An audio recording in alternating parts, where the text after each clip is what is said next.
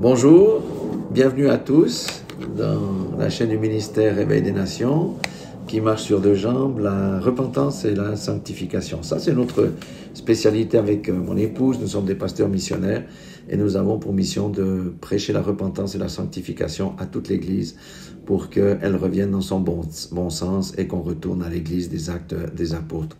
Aujourd'hui, un événement absolument extraordinaire qui mérite d'être considéré autrement que notre pensée naturelle.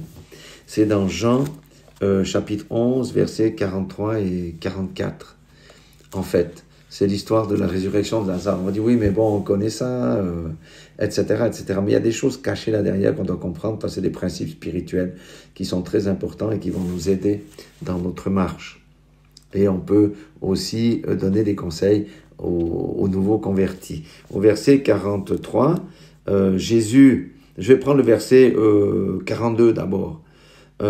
Il s'adresse au Père et il dit, pour moi, je sais que tu m'exauces toujours, mais j'ai parlé à cause de la foule qui m'entoure, afin qu'ils croient que c'est toi qui m'as envoyé. Donc, voyez, en fait, la résurrection de Lazare va servir à ce que des incrédules, des Juifs, croient que c'est Jésus qui l'a envoyé.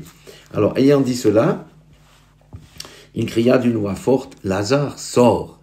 Donc, vous voyez, Jésus n'a pas dit « sors », il a dit « Lazare, sors ». Parce que la parole de Jésus était tellement d'une telle autorité que s'il avait dit « sors », tous ceux qui étaient dans les tombeaux seraient sortis. Mais il a dit « Lazare, sors » parce qu'il s'adresse à une personne. Alléluia. Et lorsque nous venons à Christ, nous avons entendu son appel. L'appel est un appel personnel. Pourquoi ma sœur n'a pas répondu à cet appel ou n'a pas entendu son appel? Beaucoup dans ma famille n'ont pas entendu cet appel. Je suis le seul qui est sorti et j'ai passé du royaume des ténèbres au royaume de la lumière parce que Romains 10, 9 dit, si tu confesses de ta bouche le Seigneur Jésus, et si tu crois dans ton cœur que Dieu l'a ressuscité des morts, tu seras sauvé, car c'est en croyant du cœur qu'on parvient à la justice et en confessant de la bouche qu'on parvient au salut. C'est exactement ça. Donc, le Seigneur, comme Lazare, il nous invite et nous saisissons l'appel de Dieu pour le salut et nous sortons de notre tombeau. Alléluia. Nous passons du royaume des ténèbres au royaume de la lumière. Lazare était sans vie, il était dans les ténèbres et tout d'un coup, il est repassé dans le royaume de la lumière. Alors, verset 44, il dit, « Et le mort sortit, les pieds et les mains liés de bandes et le visage enveloppé d'un linge. » Il faut savoir qu'à l'époque, on mettait les gens dans un tombeau, on les entourait de bandelettes, mais les bandelettes étaient quand même trempées dans une mixture qui sentait assez bon, avec de la myrrhe, avec différentes aromates, et on entourait complètement son corps. Il était complètement entouré de bandelettes, et on mettait sur sa tête un linge. Quand Lazare est sorti, est-ce qu'il voyait quelque chose? Non, il voyait rien du tout. Est-ce qu'il était complètement libre de ses mouvements? Pas vraiment. Regardez ce que Jésus dit. Jésus leur dit, déliez-le et laissez-le aller. Déliez-le et laissez-le aller. Pourquoi? Pourquoi Lazare avait besoin d'être délié? Il ne pouvait pas marcher en nouveauté de vie, qui lui a été redonnée, avec des bandelettes qui entouraient tout son corps et avec un linge sur la tête. Donc il a fallu que les apôtres, c'est pas Jésus qui l'a délié, c'est les apôtres qui ont enlevé le linge et qui ont délié Lazare et il a pu être complètement libre de ses mouvements et marcher parmi ses congénères et adorer Dieu, j'imagine, louer Dieu parce qu'il était revenu à la vie. Alléluia. Et vous voyez que les pharisiens ont voulu quand même tuer Lazare, il est plus loin dans les Écritures parce qu'ils voulaient supprimer le témoignage de sa résurrection. Alors qu'est-ce que ça nous dit? Ça nous dit beaucoup de choses. Pourquoi, lorsque nous avons cru, c'est ce que je viens d'expliquer, nous avons confessé de notre bouche le Seigneur Jésus, nous avons cru dans notre cœur qu'il était mort et ressuscité des morts, etc. Mais c'est notre esprit qui est revenu à la vie. Est-ce que notre physique a changé? Si j'avais des lunettes quand je nais de nouveau, est-ce que je porte toujours les lunettes après la nouvelle naissance? Bien sûr. Si j'ai des infirmités, je les porte toujours. Est-ce que mon caractère a changé du jour au lendemain lorsque je passe par la nouvelle naissance? Non, c'est un processus. Mais d'abord, il fallait que le voile soit ôté des yeux pour qu'on ait la compréhension de l'évangile. Et les yeux nous servent à lire l'évangile, la parole de Dieu. C'est pourquoi qu'il est important de méditer la parole de Dieu. Et les oreilles nous servent à entendre les prédicateurs, qui eux doivent nous aider à enlever nos propres bandelettes, les pasteurs, les 5 ministères de la parole. Et c'est quoi les bandelettes? C'est le restant de notre vieille nature. Alléluia. Pour certains, une bandelette peut représenter, c'est des exemples que je donne, après on prendra Galates 5.22. Pour certains, les bandelettes, c'est le non-pardon. Ils ont du non-pardon dans le cœur, ils gardent captifs des personnes dans leur cœur. Pour certains, ça peut être la médisance ou une bouche qui critique, qui juge. Moi, cette bandelette, je l'avais, je peux vous dire, j'ai dû m'agenouiller devant le Seigneur, supplier que la critique, le jugement soient ôtés de ma vie. Ça a pris du temps. C'est ça le processus de la sanctification. C'est ce que j'aimerais vous montrer. Chacun a ses bandelettes différentes. Certains, ce sont des impuretés sexuelles. Ça peut être la pornographie qui peut être encore une bandelette. Parce que quand on dit oui au Seigneur, on ne vient pas au Seigneur en étant déjà complètement nettoyé, etc. Non, le processus commence après et à délivrer de la pornographie. C'est pas une petite bandelette. Donc certains, ça va être, je sais pas, ça pourrait être encore l'orgueil, l'amour de l'argent, la cupidité. Il y a des avares parmi les chrétiens. C'est une grosse bandelette, l'avarice. C'est l'amour de l'argent. Et la Bible dit que Jésus a dit que l'amour de l'argent, c'est une des racines de tous les maux. Alléluia. Ça peut être la dureté de cœur. Il y a différentes choses qui peuvent constituer des bandelettes. Et c'est pour ça que ces bandelettes, il y a quelqu'un qui va nous aider à les ôter. Certaines, peut-être qu'elles sont faciles, on peut les ôter nous-mêmes, mais on a besoin que quelqu'un nous aide. Et cette aide, c'est la parole de Dieu. Alléluia. Ça peut être un pasteur qui la transmet. Ça peut être un frère, ça peut être une sœur, ça peut être différentes personnes. Ça peut être un prophète qui va révéler encore les choses cachées de ton cœur. Alléluia. Parce que tu as des bandelettes. Le Seigneur m'avait dit, il y a plusieurs années, et lui me connaissait mieux que moi, il m'a fait une promesse. C'était dans Jérémie 15, 19, il a dit, si tu sépares ce qui est précieux de ce qui est vil, tu seras comme ma bouche. J'avais cette promesse merveilleuse, mais il y avait des choses que je devais régler. J'avais des bandelettes. Et les bandelettes que j'avais, je n'étais pas disposé à les lâcher si facilement que ça. Il a fallu du temps pour que toutes ces bandelettes tombent et que la promesse de Dieu s'accomplisse dans ma vie. C'est ça la sanctification. C'est ça marcher sur le chemin étroit. C'est ça crucifier sa chair. Prenons quelques exemples des œuvres de la chair. Et là, c'est dans Galates 5, 6. Et Paul s'adresse à qui? À ceux qui avaient cru, qui étaient dans l'église des Galates. Alléluia. Il dit, or, les œuvres de la chair sont évidentes, ce sont la débauche. Il y a des gens qui ont cru, mais qui vivent toujours en concubinage. Ça s'appelle l'impudicité. C'est une grosse bandelette. Ça nécessite de prendre des décisions. La débauche, l'impureté, le dérèglement, l'idolâtrie. Oui, vous savez ce qu'on peut avoir encore des idoles dans notre cœur? Notre femme peut être une idole. Nos enfants peuvent être une idole. Il y a beaucoup de choses qui peuvent être une idole. Notre argent, notre maison, ça peut être des idoles. Ces bandelettes doivent être arrachées. Parce que Dieu est un Dieu jaloux. Alléluia. La magie. Il y a des gens qui viennent de l'occultisme. On en a connu plusieurs.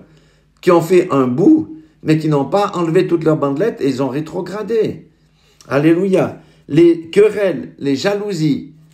Oui, la jalousie est une grande bandelette aussi, quand on est jaloux d'autrui, jaloux de son ministère, jaloux de ses dons, alors qu'on a cru, qu'on a confessé Jésus comme Sauveur et Seigneur. Cette bandelette de la jalousie doit tomber, les querelles, les divisions, que ça soit dans la famille ou à l'église. Tout ça, ce sont des bandelettes qui doivent tomber.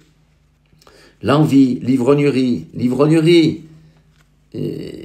voilà, les excès de table, on appelle ça la gloutonnerie. Ce sont toutes des bandelettes. Il y en a plein, mais voyez un petit peu ce que je veux dire par là. Et au verset 24 de Galates 5, il dit « Ceux qui sont à Jésus-Christ, ceux qui ont fait une véritable confession de foi, ceux qui sont à Jésus-Christ ont crucifié la chair avec ses passions et ses désirs. La chair, on ne la domestique pas. La chair, on ne l'améliore pas. La chair, on la crucifie. » Alléluia. Allez, notre chair, c'est quoi? C'est nos yeux. Il faut qu'on crucifie nos yeux. Parce que nos yeux, des fois, vont regarder des choses qui n'honorent pas Dieu. C'est une bandelette. Nos oreilles, il y a des choses qu'on entend qui ne glorifient pas Dieu. Particulièrement lorsqu'on participe à la médisance et quelqu'un vient mendier sur un frère, sur une sœur, on écoute. C'est une bandelette. Il faut crucifier l'oreille là. La bouche là, qui dit des mensonges. Le mensonge est une bandelette. Le Seigneur, vous savez, l'Église est un hôpital. Ça, on oublie souvent. Le Seigneur m'a montré ça au Burundi. Dis-leur, mon Église, l'Église est un hôpital. C'est pas en étant parfait que vous allez venir à l'église. Vous venez à l'église pour qu'on ôte vos bandelettes, pour qu'on vous perfectionne, pour qu'on vous amène à la maturité. C'est pour ça que la repentance et la sanctification sont des choses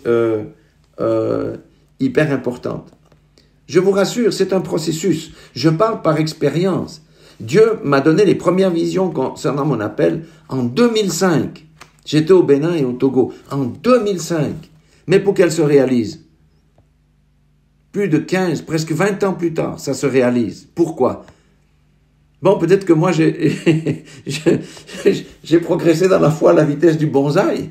Il y a des gens, c'est vrai, qui ont des changements radicaux tout de suite, mais moi, je ferai une vidéo là-dessus, je viens mon Dieu, d'une famille papale, on va dire ça comme ça. Vous pensez que j'avais quoi? C'est des bandelettes, j'avais des couches de bandelettes sur moi qu'il a fallu enlever, renoncer à tout ça. J'ai dû me mettre contre ma famille à cause de ma foi. C'est des bandelettes. Ça part pas du premier coup, vous savez. Donc, je dis à quelqu'un, il y a de l'espoir pour toi. Mais si tu as des bandelettes, toi, tu sais quelles sont tes bandelettes. Mets-toi à genoux, prie. Si tu n'arrives pas, va voir ton pasteur, prie. Engagez-vous dans des jeûnes. Parce qu'il y a des choses qui ne partent que par les jeûnes et la prière. Lorsqu'on vient à Christ, on n'est pas parfait. C'est pour ça qu'on nous dit, tu étais sur la route large, maintenant marche sur le sentier étroit. Mais pour ça, il faut lire la parole. J'aime bien les Africains parce qu'ils disent la Bible, c'est le livre qui te lit. Quelqu'un qui ne lit pas la Bible ne peut pas sentir la voix de l'Esprit quand tu lui fais des reproches. Quand l'Esprit lui dit ça, tu vois là.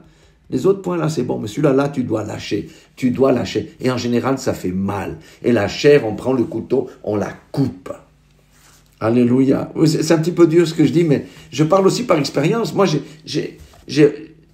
suis dans mon appel, c'est vrai, mais le chemin pour y arriver n'a pas été facile. Je vous dis, parce que j'avais beaucoup de bandelettes quand j'ai cru. J'étais longtemps dans la religion. La religiosité, c'est une bandelette. Les œuvres qu'on fait pour plaire à la religion, c'est une bandelette. Parce que nous sommes appelés à faire les œuvres bonnes que Dieu a préparées nous d'avance. Pas les œuvres selon la chair pour paraître, je suis un chrétien exceptionnel, j'ai donné tant d'argent, moi je prie tous les jours 4 heures. Vous voyez, toutes ces histoires-là. Il y a des bandelettes partout. Si vous regardez votre vie, comme je regarde la mienne, je vous dis que nous avons des bandelettes. Mais le Seigneur, des fois, utilise les vrais prophètes pour manifester ce qu'on a encore de caché dans le cœur, ce qu'on n'a pas réglé vis-à-vis de Dieu. Et des fois, on se dit, mais pourquoi tu m'as fait des promesses? Ça tarde. Pourquoi, Seigneur? Je veux entrer dans mes promesses. Le Seigneur dit, regarde tes bandelettes. C'est ça qu'on doit comprendre au travers de ce merveilleux enseignement de la mort et de la résurrection de Lazare. C'est un puissant enseignement. Et ça nous envoie à nous-mêmes, frères et sœurs, que chacun s'examine. Et je vous dis, comme moi, je savais quelles étaient mes bandelettes. Mais certaines, je disais, Seigneur, je veux lâcher. Mais d'autre côté, je caressais. Non. À un moment donné, coupe ta main qui caresse ton péché. Coupe ta main qui fait le péché. Crève-toi un œil si tu regardes la pornographie. Si tu convoites la femme d'autrui. Certains disent, je n'ai jamais commis d'adultère. Oui, mais avec les yeux, tu convoites la femme d'autrui. Jésus a dit, c'est un adultère. C'est une bandelette, la convoitise. Alléluia. Vous voyez pourquoi, dans ce ministère, le Seigneur nous a éduqués. Je reviendrai là-dessus. Pendant 3 ans, il nous a mis à part avec mon épouse, où lui-même nous a enseigné ces choses. Nous avons passé à la moulinette. Je vous dis, frères et sœurs, mais quand on voit que nos bandelettes s'en vont, nous avons la joie dans le cœur. Alléluia. C'est une joie incommensurable. On peut pas aller dans une banque et dire, est-ce que vous pouvez me donner $1 million pour... Non. L'argent n'enlève pas les bandelettes, c'est le cœur, c'est le Saint-Esprit. C'est pourquoi nous devons travailler en collaboration avec le Saint-Esprit. Si Dieu vous parle comme ça au travers de ma bouche aujourd'hui, c'est parce qu'il vous aime. Parce qu'il dit, mon fils, ma fille, je t'aime. Mais enlève encore quelques bandelettes qui ne m'honorent pas. Fais-le, crucifie ta chair. Dieu vous aime, je vous aime, et que le Seigneur nous bénisse tout abondamment, parce que nous sommes dans un processus, et Dieu regarde au cœur, il garde au cœur, et sans doute il nous exauce lorsqu'on crie à lui, pour que ces bandelettes récalcitrantes soient chassées de nos vies. Soyez tous bénis dans le nom puissant de Jésus-Christ de Nazareth.